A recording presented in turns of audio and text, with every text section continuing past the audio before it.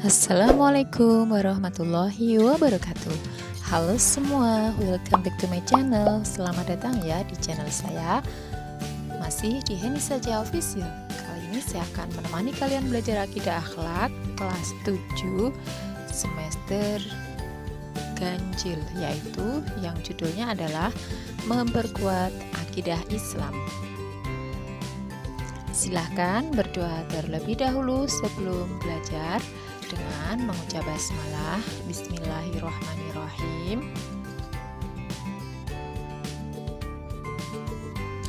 Dalam belajar akidah akhlak kali ini kita akan belajar tentang pengertian akidah Islam, 2 dasar-dasar akidah Islam, kemudian tujuan mempelajari akidah Islam, dan yang keempat pengertian iman, Islam, dan ihsan, hubungan iman, dan yang terakhir adalah kesimpulan atau rangkuman.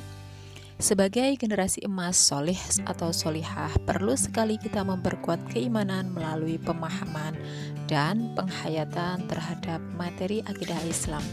Hal ini bertujuan untuk memperkuat keimanan dalam diri, sehingga setiap amal perbuatan sehari-hari berlandaskan materi keimanan yang wajib dilakukan demi terjaganya kualitas generasi yang beradab.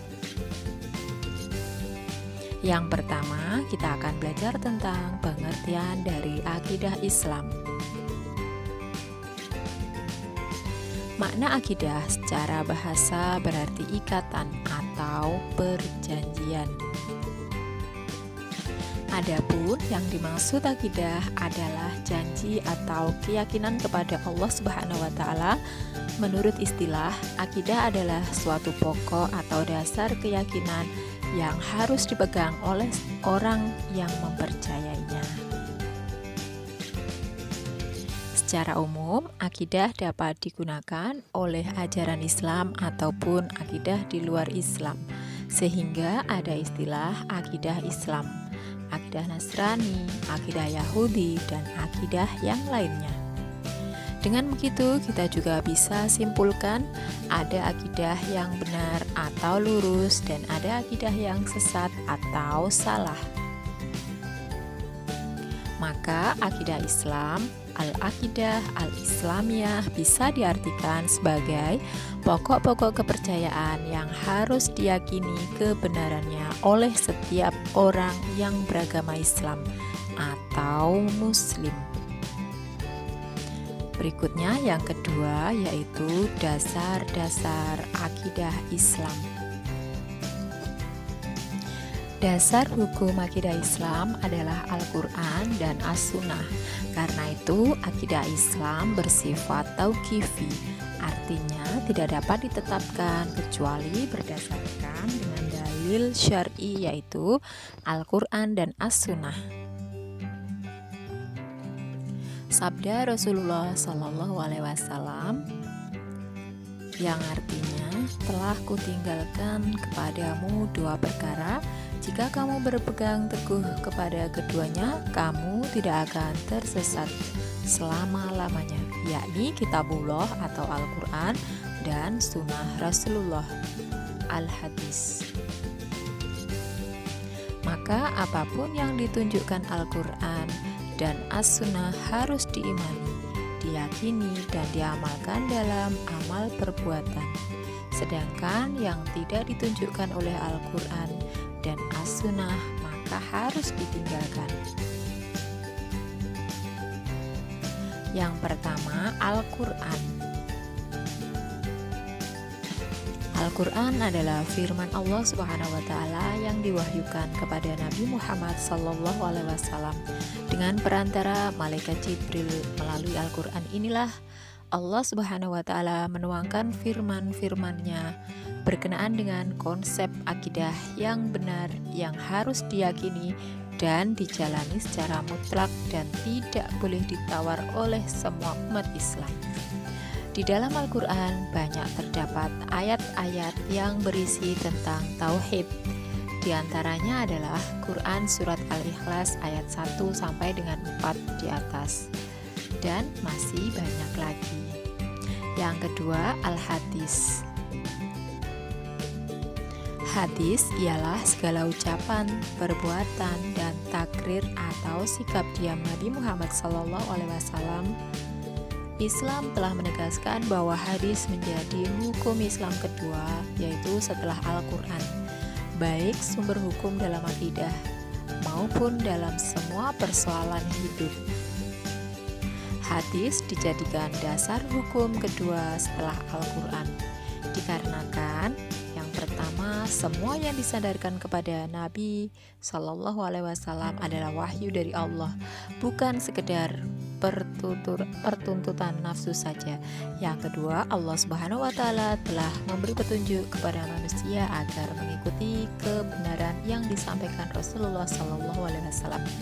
Yang ketiga, banyak hadis yang menjelaskan maksud beberapa ayat Al-Quran yang masih bersifat global, termasuk masalah akidah Islam.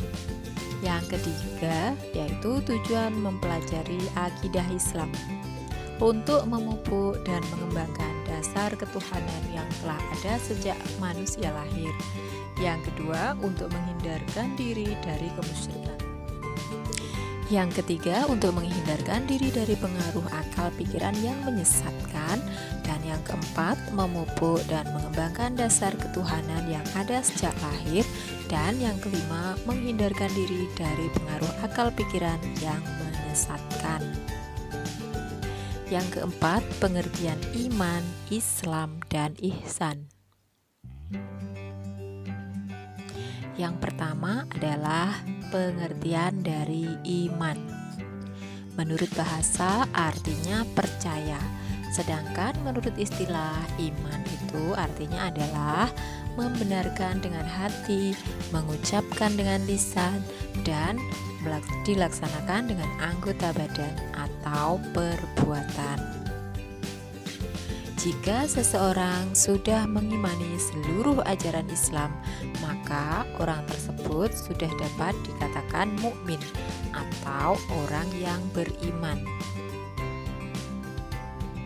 Iman terdiri dari 3 tingkatan, yaitu yang pertama, tingkatan mengenal, artinya seseorang baru mengenal sesuatu yang diimani. Yang kedua, tingkat kesadaran, artinya iman seseorang sudah lebih tinggi karena sesuatu yang diimani disadari oleh alasan tertentu. Yang ketiga, tingkat hakul yakin, artinya iman yang tertinggi, seseorang mengimani sesuatu tidak hanya mengetahui dengan alasan tertentu, tapi diikuti dengan ketaatan dan berserah diri kepada Allah Subhanahu wa Ta'ala. Yang kedua, tentang Islam. Islam secara bahasa artinya tunduk, patuh, menyerah, dan selamat. Sedangkan menurut istilah, Islam ialah agama yang mengajarkan agar manusia tunduk, patuh, dan berserah diri sepenuhnya hanya kepada Allah Subhanahu wa Ta'ala. Sebagaimana sabda Rasulullah Shallallahu Alaihi Wasallam yang artinya adalah sebagai berikut: kabarkanlah kepadaku tentang Islam. Rasulullah Shallallahu Alaihi Wasallam menjawab, kesaksian bahwa tidak ada Tuhan atau yang berhak disembah selain Allah, dan bahwa Muhammad adalah hamba Allah dan utusannya, mendirikan sholat, menunaikan zakat, dan puasa Ramadan, serta haji ke Baitullah jika kamu mampu bepergian kepadanya. Hadis riwayat Bukhari. Dari pengertian tersebut, Islam mencakup 5 hal, yaitu yang pertama, bersyahadat dengan 2 kalimat syahadat, yang kedua, menegakkan sholat, yang ketiga, puasa di bulan Ramadan, yang keempat, menunaikan zakat, yang kelima, haji jika kita mampu. Kelima kalimat tersebut terangkum dengan apa yang disebut dengan rukun Islam. Karena itu, kewajiban setiap muslim adalah melaksanakan rukun Islam tersebut dalam kehidupan sehari-hari. Yang ketiga, ada ihsan. Ihsan secara bahasa yang artinya adalah berbuat baik, berbakti, atau mengabdikan diri. Sedangkan menurut istilah berbakti dan mengabdikan diri kepada Allah Subhanahu wa taala dengan dilandasi kesadaran dan keikhlasan. Berbakti kepada Allah yakni berbuat sesuatu yang bermanfaat bagi diri sendiri, sesama manusia maupun bagi makhluk lain. Semua perbuatan itu dilakukan semata-mata karena Allah. Seolah-olah orang yang melakukan perbuatan itu sedang berhadapan dengan Allah. Orang yang telah menerapkan hal ini disebut dengan muhsin.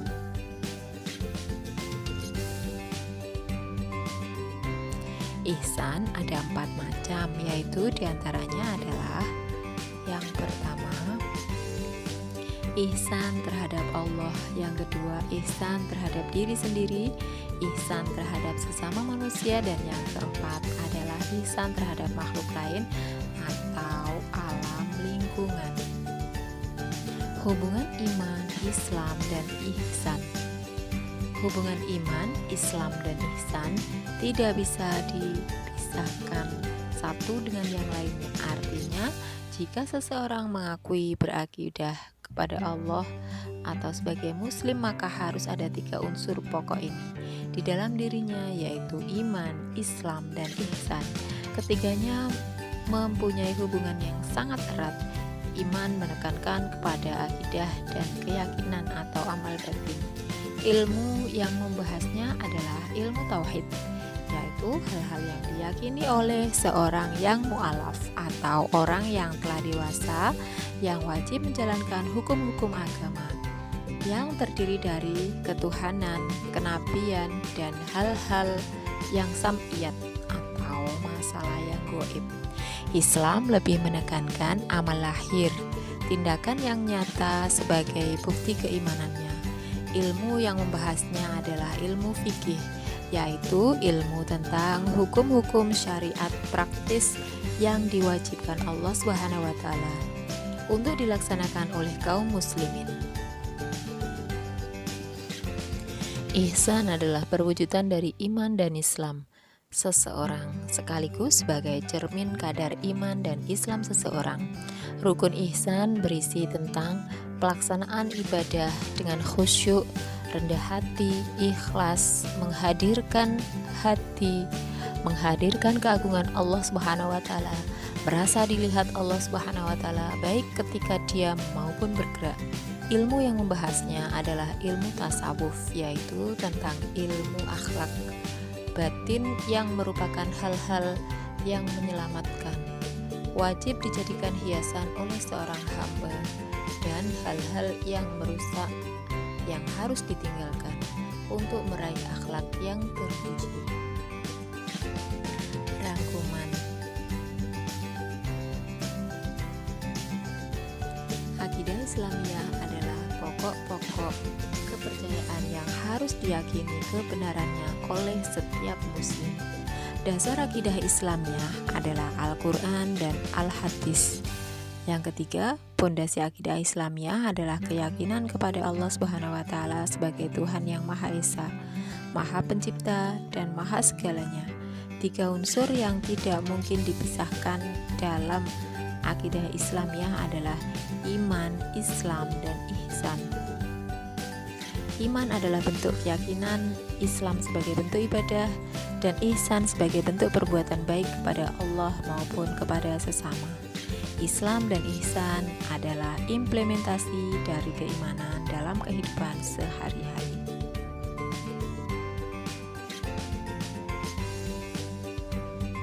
Alhamdulillah, selesai sudah materi tentang memperkuat akidah Islam, yaitu pelajaran akidah akhlak kelas 7.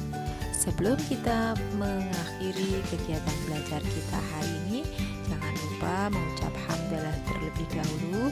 Alhamdulillahirabbil alamin. Semoga bermanfaat. Sampai jumpa pada pembelajaran berikutnya. Wassalamualaikum warahmatullahi wabarakatuh. Terima kasih telah menyaksikan.